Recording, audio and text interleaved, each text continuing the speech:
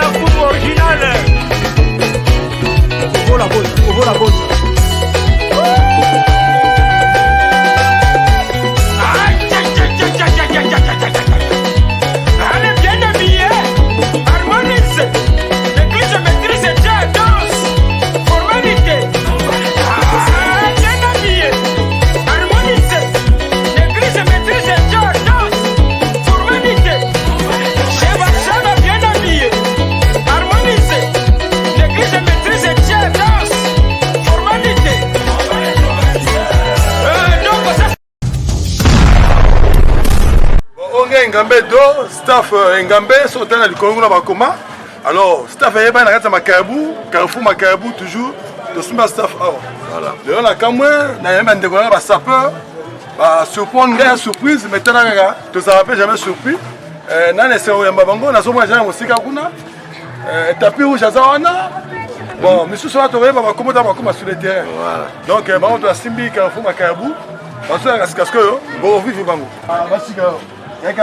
Oyo Ngambe donc fief na biso ezalaka ndiawa yengo tasimbi staff tout ya tapis rouge ya makayabo yoyo tapis rouge Ngambe donc staff Ngambe donc soko bokoye kaka na sima congelo wana na makayabo wana bokomona staff Ngambe tapis rouge azalaka déjà wana donc je zo pese la bakala mingi te wa simbi Carrefour makayabo tapis rouge Niveau toujours. Voilà. Donc, étant le messie de la SAP, le porte-parole du fan club Nord de Paris, vous-même vous le savez, la porte du temple Gozomozobiero, là où on désigne des élites et l'histoire n'est pas discutable. Donc on est là, le parent est là, il assume tout. Donc on est ensemble, pas de soucis, niveau. Puis on vient en Gaïa solo, le vieux Ngambe. Donc Paco Boy, l'homme de coup de tête, bonjour. Moi c'est Tapis Rouge Kilomboka, j'ai retiré d'abord mon chapeau et mes lunettes. Batala et Lungakitoko, Bafan Balingaka, Moto Oya Pesakage et Lengi, n'a pas sapeur tout à Pointe-Noire. Donc Paco Boy, le nom na Bengio, na fief Nangai, Oeza et Ngambe, pour Tapis Rouge Azangwa na Makayabo. Azara souté moi na Bambota à Fox, mais à comment moi na Makayabo. Donc fief Nangai comme chez Ngambe. Donc na Bengisio, juste pour éclaircir certaines choses. Et Paco Boy, il est là. Tout ça, les émissions partout, par-ci, par-là. Yoyebiki, Nenaza X, Nenaza Z. Et Pakobo, il est là, tapis rouge, Aza tapis rouge qui l'emboca. Et il est là, yo motopé, ça me comme moi, tapis rouge qui l'emboca. Oyebi, ma compétence, on a joué par rapport à l'émission, on a tourné.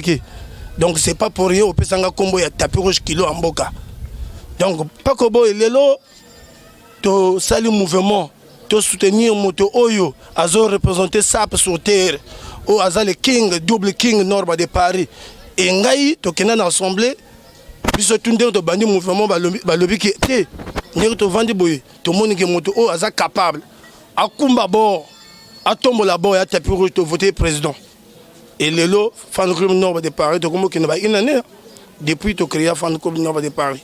Et les lots dans Zoyoka, dans les réseaux sociaux, quelque part, qu'il y a un ami pour moi, qui était mon ami, qui est mon ami, bon, qui était d'abord mon ami, parce qu'il y a un camarade d'Angate, où il y a un Brice Barra, les lots comme prénommé, Abenga qui a commis prison, Nord de Paris.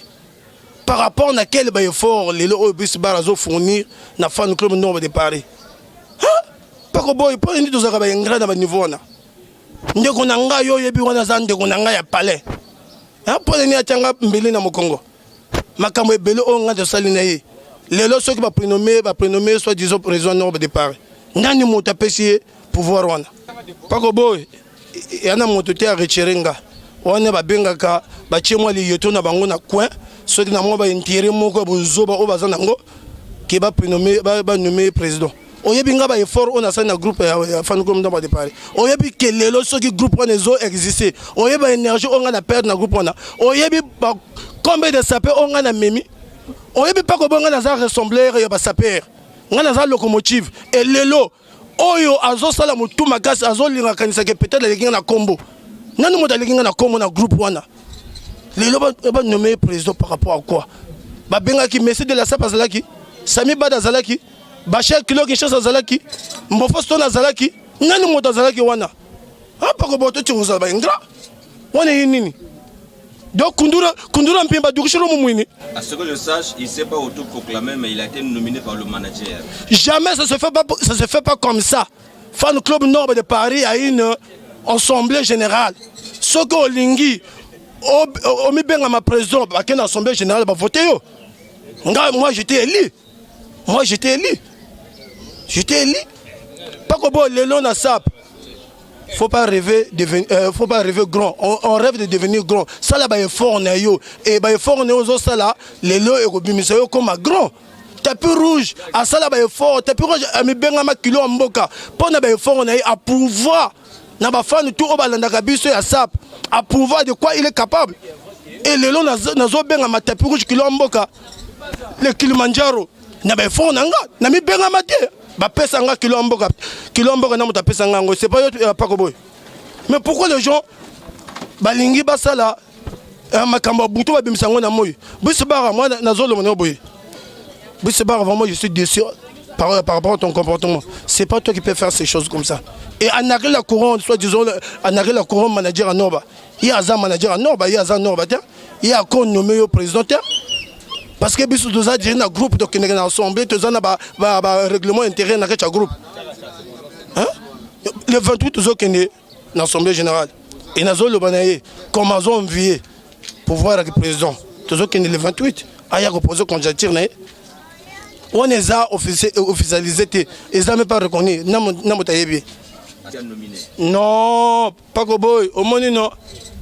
Balobagane motako bomayo rapir na yo bovanda ko bamela ensemble na comprendre que mota bominga ya Brisbara que mota lingo bomanga pe un jour ya Brisbara parce que nini tango bazo pesa soit disons pouvoir wana abenga kinga allo bananga et pire nanga talel mo lika momo ko zolingo lika boy mais yo zalana no wana to succès moto wana zolingo pesa nga ba pouvoir soit disons pouvoir poni abenga kinga te et lelo azo benga ngate pour dire que azo lancer guerre na ngai. Hein? Azo Bengangate, Azo qui ne prénommé Gagao, président du fan club Nord de Paris. Moi, Nord de Paris me reconnaît que tant que président, est-ce que yo Busbara Nord va reconnaître le président? Ah, pas que le manque sérieux. Ngana sala kana polémique, ceux qui polémique to sala, ceux qui finga, mais nazo le kambo o asali zamabe, asali ngambeli na Congo. Oh donc, ça dit kunduri bela mon pimba dukushiro mo muini. C'est pas bon. Entre-temps, Yozana au Salaka. Filizone, depuis la nuit de temps, il est l'adversaire principal, il y a Norba de Paris. Mais Yozu audace. Donc nous avons photo, on a Filizone, c'est ce qui a fait révolter le manager qui est sur le terrain. Paco Boy, comme on dit que le village qui perd les chais, les poules, mais à picoter les œufs. Ratade Kondolombo, on se souvient donc pour vous dire que un boy a raté les mains de tapis rouge. Paco Boy, n'a valable. Na valable et nazo lancer défi o ayebi ke na fan club o aleki base nanga o aleki komo nanga o aleki kolata nanga nazo lancer défi ceux qui bazo sala peut-être bazo sala ba ignorant parce que o bazo yeba te o tapis azo memana na groupe nazo lancer défi na bango ngai tapis rouge o naza tapis rouge kilombo le Kilimanjaro Filijoni c'est un grand frère. Filijoni c'est un grand frère et à longtemps basani onga na vana mawata na yeba na Filijoni ba 2012 Filijoni ayaka ba 2012 to kangama to tambola ensemble to zala ba souvenir et belé na Filijoni na kabola nga be belamba Filijoni ayi na pont noir aluki a kwazenga yi o aza tapis rouge o aza président ya fan club nord de Paris moto monné na bongo un icône Filijoni a benginga na kozo lengate na comment on verrier makambo o akena ngo besoin lobela nga pe na lobela makambo nanga tozu ba photo bato ba publier mabe yango sekondeni bokoyeba non mais Filijoni akoloba kaka ke tapis rouge nazo senti ke ozo mema ba groupe na fan club nord de Paris vraiment félicitations makambo ozo sala ya fan club nord de Paris wana Filijoni nazo pesa nga ba félicitations tozala ma président Abel tozala na ba ya pire ya nord de Paris o aza papa nanga ya palais vieux Ludovic Mataba on a bien un chef de gouvernement tozala ensemble o azolo bananga petit ozo kumba bord bien parce que o valable tu es représenté partout même biso na ba poto to suivre to landaka yo mais pour une tozala ingrat ça a été considéré comme une trahison. C'est pas une trahison Filijoni a gonanga soki to abenga to mela bière yi trahison na lobele ma bière nord ba pona écoute azo pesa nga azo jeter nga ba fleur azo encourager nga écoute même ari même na idée ba vieux auto vandaki ba lobaki mais pourquoi pas bo sola nord ba écoute ma lobaki nga na za pour mais nord ba ko linga souté parce que yebi de quoi o azo se rapprocher donc c'est un peu ça Pacoboy c'est pas la raison c'est pas ça Pacoboy tapis rouge il était nommé parce qu'il a valable na leki gaz na ba sapeur tout autres ans na fan club nord de Paris na leki mango gaz na lobiki na leki mango tina kolata mais na gaz ko leka bango et ba mona ke moto aza capable akumba bord ya tapis rouge na sosa mambeta donc Bruce Bara kundura goro karso ko chalutambi ko dustano mumwini parce que na mila ba sapeur to lingi makama kindokite ça peut tambola kana Jésus Christ soko lingo comment oh non ba benga kondani Lucifer hein ba réseau za ebele ko kota ngope bo kutana pe na makama na bino nga moi je suis dans la paix de Christ na sala ka sap na dans la paix de Christ na sala ka sap te pona zalaka jaloux na baninga yo yebi Pacoboy nga soki na zalaka na compte orchestre na lingo zala même orason na bimisi bana ebele yana ba sap ebele o bazalaki na ignorance baki na machichi bako banga même ba fronter micro na yo ya Pacoboy o eza sapli sap mais nga na pesa bango ba courage bo ba saper bo bima donc la masse nga bourgeois de Paris o za pire na nga ya ko o tozo représenter makayabo nga na lobana masse yo playboy to bimaka le bourgeois de Paris il est reconnu partout donc nga na zalaka na jaloux na baninga da ha pour ni plus ba nga zala jaloux nanga to longo na makamwa na Pacoboy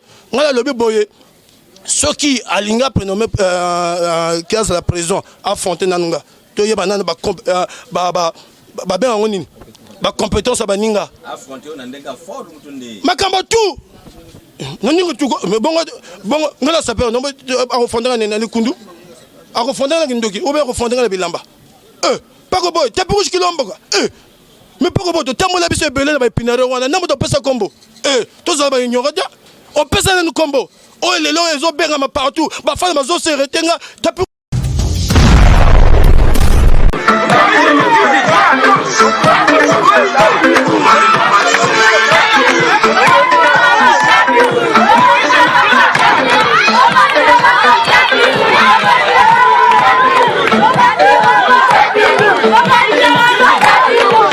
Mon curriculum vidé, sapologiquement faut m'éviter, imiter, mais jamais égaler en réalité, mais ça prend illimité, ne pas éclaircir la cacophonie, l'exemple le verbe de petit mini, voir de premier le style est défini, ce verbe de cache noir comme platine,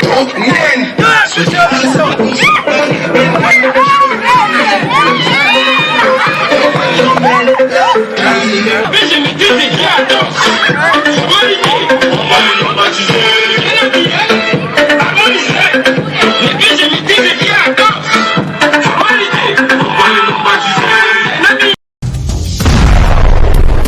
est-ce que bango ba arrêter bango quelque part. Est-ce que bango va vendre ça bango quelque part? Bah j'étais bango va fleur que tu t'habilles bien. Ah pas comme tous allez ignorer, pas comme y bien. Yo bah faut on a fourni ma caméra. Hein? Tous allez ignorer. Les gens me bengami président parce que naza valable. Je suis valable. Je suis le temple du temple Gozomozo Biero tapis rouge Kilo Amboga. Comme on dit, ne faites pas un pas de plus. Lorsque tombe de la politique et ça regarde le vêtement, c'est pas pour la violence, mais c'est pour le combat de compétition. Donc, Djinganjilou, mbotu pesa na kilo. Parce que on va peser on va peser 4 kilos. On va peser 4 kilos. Si on va te bango la coupe, vous n'avez pas 700. Tapis rouge, vous avez la poste du président fan club Nord de Paris. Qu'est-ce que vous bénéficiez de ça? Il y a quoi comme revenu? Non, pas Robo. Moi, j'avais pensé quoi? Pourquoi pas valoriser notre double king qui est Nord de Paris?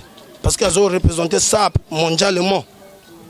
Il est valable, comme je dis toujours, Jésus-Christ loue la sape au ciel, et Nord loue la sape sur terre. Et Nga, c'est après moi, c'est moi. Yo, nous combo, on place on est Nord. Est-ce que tu es valable? Est-ce que ça peut pas nous respecter? Nga tango nazo prénommé président de fan club Nord de Paris, bato bazo banga, ba yebika. Moto na zala dimension, zala groove. Ah moto na tokocha deux paroles de pour yebika ko repousser. Mais bato mosusu ba ignorer que bango. Bato mosusu kombo cheka la kaka parfois na moi kwiku. Ba mosusu kombo cheka la kaka peut-être moi makayabu. Mais nga tapis rouge na partenaire universel. Tu n'as pas brazana la combo. Pour te dire que je suis valable, c'est un peu ça. Alors, en conclusion, qu'est-ce que tu dis? Quel est le message important que tu apportes? Le message important.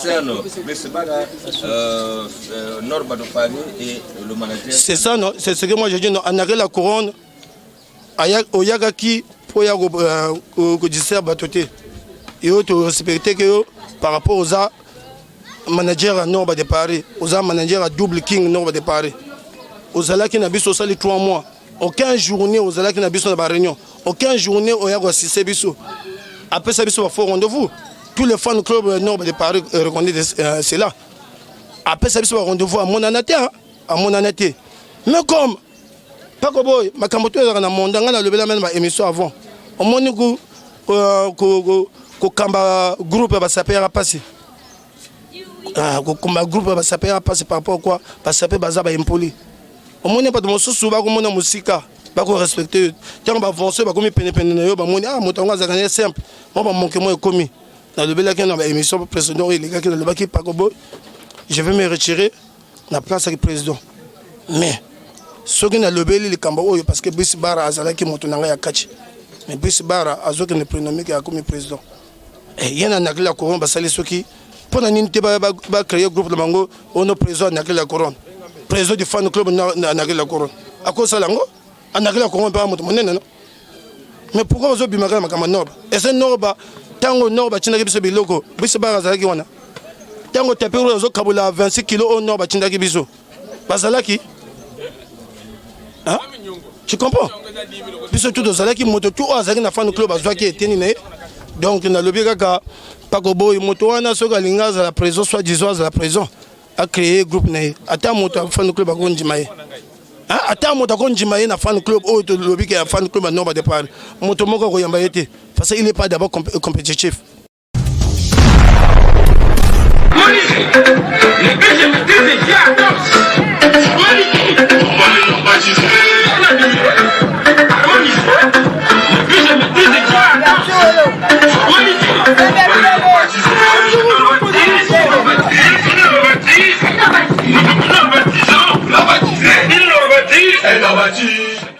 Ça c'est le messie de la sape.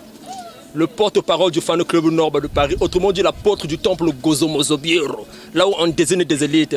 Parce que pour être templier, tu dois être là où on désigne des élites. Hein? C'est là que tu vois là, la voix du peuple, l'homme qui ne parle que des histoires vraies. Les radios trottoirs là, nous, ça ne nous importe pas. Hein? Nous, c'est des faits réels. À la clé de la couronne, c'est un monsieur qu'on respecte beaucoup, étant manager du fan club Nord de Paris. En fait, manager du Nord de Paris, oui. Mais Anaké la couronne, lui, il est manager. Il n'est pas le leader chic du fan club Nord de Paris comme étant Nord de Paris. Il ne peut pas prendre des décisions du but en blanc comme ça. Là. sans consulter le fan club. Parce que nous, lorsqu'on a débuté avec le mouvement fan club, Anacle la Couronne n'était pas avec nous. On a eu à fournir des efforts. Tout ce que tu vois là, c'est le fruit de nos efforts. Et on ne peut pas jeter ça à l'eau comme ça. Ça ne peut pas se passer comme ça. Mais il y a eu consentement entre Norba et eux. Mais on n'est pas informé. On n'est pas informé. Dans cette histoire-là, le catimini ne peut pas exister.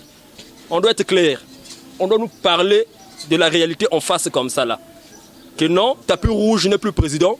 C'est maintenant soi-disant, comment est-ce qu'on l'appelle, Brice Barra. Mais moi je ne reconnais pas Brice Barra étant le président du fan club Norba de Paris. Avec quelle compétence? En fait, je ne fais pas la polémique, hein, je ne le dénigre pas. Nous sommes du même milieu, on se respecte. Mais sauf que je ne fais que dire la vérité. Brice Barra n'a jamais été élu président du fan club Norba de Paris parce que le noyau du fan club Norba de Paris, le fief se trouve à Mawata. Le poumon est là. Et nul ne reconnaît Brice Barra étant le président du fan club Norba de Paris. Maintenant, lui, ce qu'il veut faire là, on appelle ça par détournement du pouvoir en plein mandat. Il veut détourner le pouvoir au président Tapis Rouge Kilo Mboka. Mais il faut avoir des couilles. Hein? Hein? Parce que le Kilimandjaro, tel que je le connais, c'est un poids lourd. Un poids lourd de la SAP. Hein? Il fait partie des élites. Donc ça ne sera pas facile. Ça ne sera pas facile, franchement. Il doit attendre qu'on aille à l'Assemblée Générale, le 28, s'il peut postuler. Et là où ça peut se comprendre. Mais en plein mandat, quand tu fais ça, ça veut dire que depuis qu'il était élu président, ça suscitait des émotions fortes. La jalousie, la haine. Hein? Tu vois comment on vous attrape facilement? Bien. Paco Boy, la profondeur appelle la profondeur. Hein? La profondeur appelle la profondeur. Si aujourd'hui, Anacle la Couronne a eu l'initiative de le voter, soi-disant, le président du fan club Norba de Paris, ou de le nommer le président du fan club Norba de Paris, c'est parce que lui, il avait d'abord voulu ça. Hein? Il a livré une porte là, à Anacle la Couronne. Il était en pleine campagne, non? Ça dit que, en fait, l'histoire là, nous, on ne veut pas. Parce que le fan club Norba de Paris, c'est pas l'histoire du sentiment. Hein? Nous, ici, c'est pas le sentiment. C'est pas la bière, c'est pas quoi, non. Nous, on est derrière Norba de Paris, avec un seul cœur, pour qu'on aille de l'avant. Parce qu'on doit soulever notre tenant du titre, Norba de Paris, le King Zarathustra. Hein? Le flambeau est là, c'est lui, on est derrière lui. On ne peut pas nous malmener des histoires comme ça là. Nous, on fournit des efforts pour ça là. Quand Norba de Paris prenait les images et les vidéos des apôtres du temple Gozomozo Biero, lâchés sur Facebook, et que le monde entier est en train de suivre ça, on n'avait jamais vu Brice Barra là-bas. Hein? Paco Boy, tu connais les réalités qui se passent ici. Hein? Les réalités qui se passent au pays ici. On ne peut pas vouloir dire. Mais nous, on s'est porté garant parce qu'on aime le King Zarathustra. On fait des vidéos. Par-ci, par-là, on nous voit, on parle de nous. Nous, on avait vu Brice Barra. Il a fourni quel effort, lui? Il tombe du ciel comme ça, du but en blanc. Non, il veut être président. Ah non! Ah non, ça ne se passe pas comme ça. Hein? Donc, c'est un peu ça. Est-ce que Brice Barra peut comprendre le pareil terrain est ma clair que là, quoi? Hein? Est ma clair que là, nous pointe série. Il peut comprendre ça. Ça, c'est le tchatch du temple Gozomozo Biero, là où on désigne des élites. Est-ce qu'il est désigné? Là où on te fera comprendre que je le nième dans un mokabou, Tchabi Wondé de Boulabissouri, et je nique quelques épigrammes rebabatifs à l'auteur commateur, outre j'en ai marre de leur ânerie infâme. C'est là où tu constateras une personne qu'on appelle par le messie de la SAP, qui est le brave garçon de la physionomie aimable, qui vous corrigera toutes les fautes de la poudre et de l'élégance. Tu vois un peu le tchatch là? C'est pour les templiers du Gozomozo Biero. Parce que mon tchatch provient de celui qui provient de nulle part. Imagine un peu le degré de la puissance que ça peut contenir. Et c'est ce que tu constates là. Après tu remarques la personne, le messie de la SAP. Hein? Est-ce qu'on appelle maintenant par le summum? Ça se passe dans la tête. Il faut avoir le discernement. Il ne faut pas vouloir raconter. Là, on ne t'a pas injurié, on ne t'a pas dénigré, mais tu dois comprendre le message et consommer le message. Ça, c'est l'apôtre du temple Gozomozo Biero, le messie de la SAP. L'homme qui progresse au Seigneur au beauté de méton et qui se parfume en parabole congolais Koulouyeko. Donc l'histoire n'est pas discutable. Et là, tu me vois, je mets du raffia trempé. Hein? Le raffia trempé parce que ça pousse de la terre-mère sous le soleil accablant de l'équateur. Et maintenant, vous appelez ça par écossais. Et là, je tape mon cassette le plus charismatique tricolore. Et je le vis bien et bien. En chemise de cérémonie. Donc ça veut dire que je suis en relax le plus approprié, plus charismatique. Le messie de la SAP. Hein? Le pandateredo est más clair que l'agua.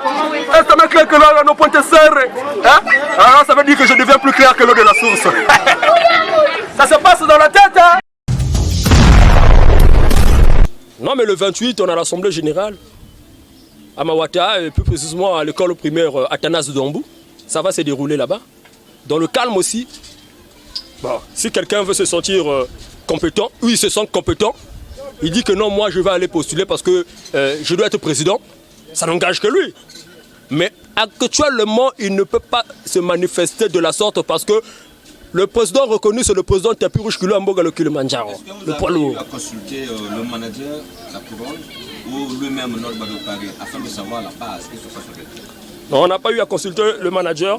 On n'a pas eu à consulter le manager parce que on ne s'est pas vu aussi. Après qu'il soit parti, on n'a pas eu aussi contact avec lui. Voyez-vous? Parce que moi j'ai suivi la fois dernière à l'émission SAP plus SAP. Le départ du manager Anaclé La Couronne. Nous on n'a pas vu des apôtres du temple Gozomozobiero là-bas. Mais quand même le président Tapis Rouge était présent. Et le président Tapis Rouge était présent, c'est parce qu'il a reçu l'appel. On a fait comprendre qu'il y a un mouvement là-bas, chez son ami Brice Barra. Hein?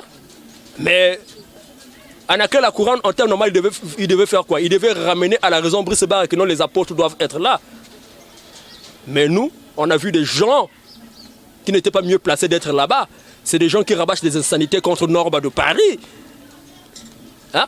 Donc je ne vais pas aller dans les détails parce que le diable règne dans les détails. La conclusion est que Brice Barra, tu dois cesser de vociférer et de rabâcher des insanités pour le fan club Norba de Paris. Tu n'as rien contribué dans le fan club Norba de Paris. Nous, le sentiment, c'est pas ça. Le sentiment te ramène quelque part. Comme l'a dit Tapis Rouge Kilo Mboka, tu peux faire le fan club Anaclé La Couronne.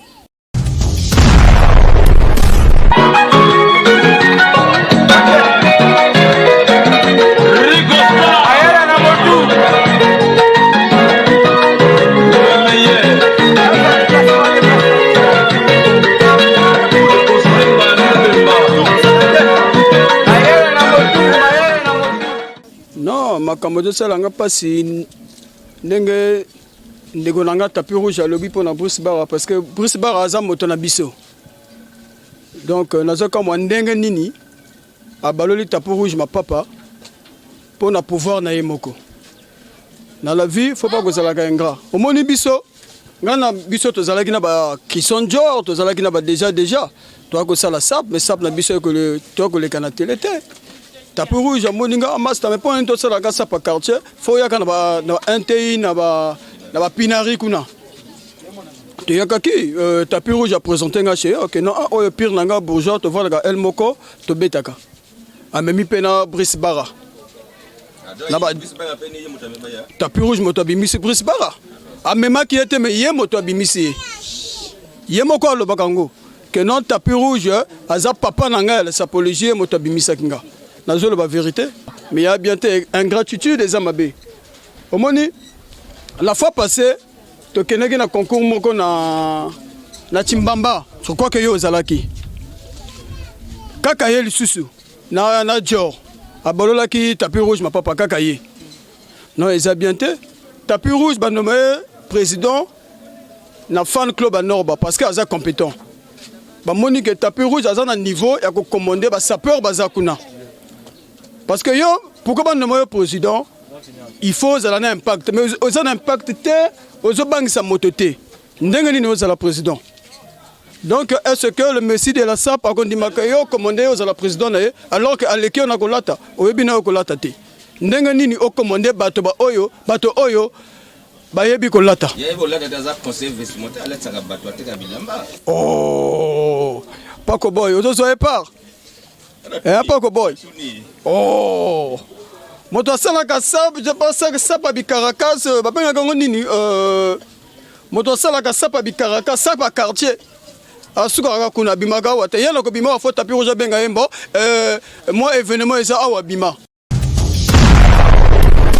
Je salue d'abord mon grand perso, le grand chroniqueur de tous les temps, Nzambe na bango na kati ponte miko zo kanga masolo ba saper maître le grand maître Paco Boy Nzambe na bango yo mo sala ba saper bazala problème ko eza awa bato bazolo bambanga trop eza bien ti au monde na makamala sap ko ba bilete so na ba nommé uti po tapis rouge makamala sap eza depuis na kati zeme mama na yi ce qui le là président eza oyebi président Sassou Nguesso a pouvoir na saranate mwana moké azo gouverner ba mikolo ti lelo ba muso ba kena ya zakaka wana mais moto moko taloba itengana za président sima président Sassou Nguesso amen ils ont le coup la tapis rouge ils ont le coup la tapis rouge ba nommé président aza président moklito yebi na mwate ba yebi ke non aza président oyo azo ke bima ce que Bruce Barra ce que Bruce Barra ba Barra moko ba teka mbisi da aza na moko restaurant moko ba boma ngulu mbambo wana kwa mashika ye wana yebi ba Bruce Barra wana na zoeba bangoti pona la vie so na ba chona place wana ngulu bato za na place na poko koma noti nomination eza Nzambe da yo yi so ka za place za na place muninga chona place na yo yo kana na muninga poso de moni bien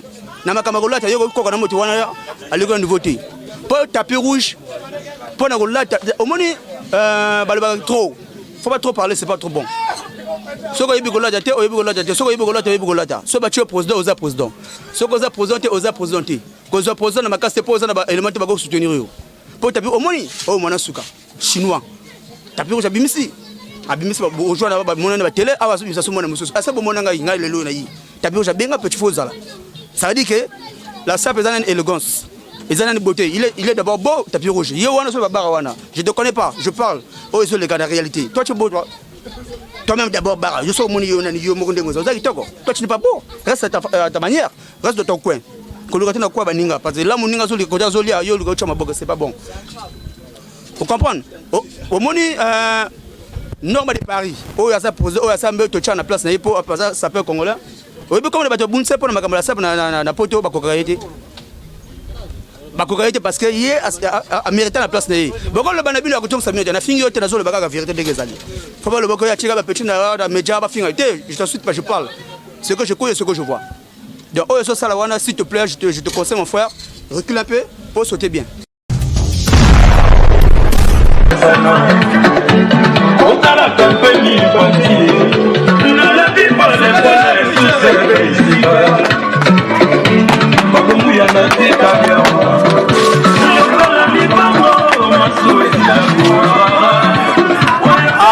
Tapis rouge Kilombo, le Kilimanjaro, l'homme planétaire.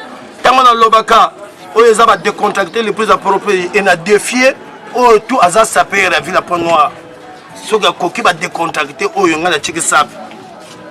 Le but de décontracter, on a peut-être aux Américains, on a décontracté, on a la bêtise, on a la bêtise, la chique sap. Pose à la valette, la motabouille, valable. Non, la l'obaka.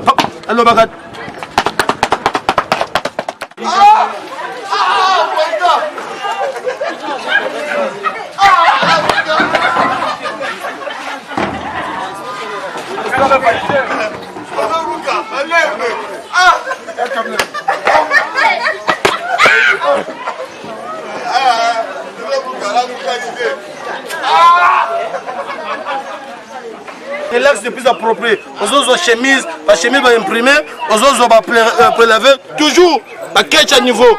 Donc vous vous dites que tapis rouge attend la gana mignonette, tapis rouge attend la gana vrai. Ça c'est le président Boukananja ou Moulouma Nyama. Donc on manissa, les amis pour le même manissa. Donc l'histoire n'est pas discutable, il n'y a rien à dire. Il n'y a pas de exercice à balaba pour terminal. Pourquoi vous savez pas ça gazo? Parce que ça demande la profondeur. Le niveau est charisme. Nous sommes aux zanga madongo compliqué. Yo, on s'est posé beaucoup. Tu as ça toi? Peut-être l'air est clair que et c'est là où je reviens plus clair que l'heure de la source.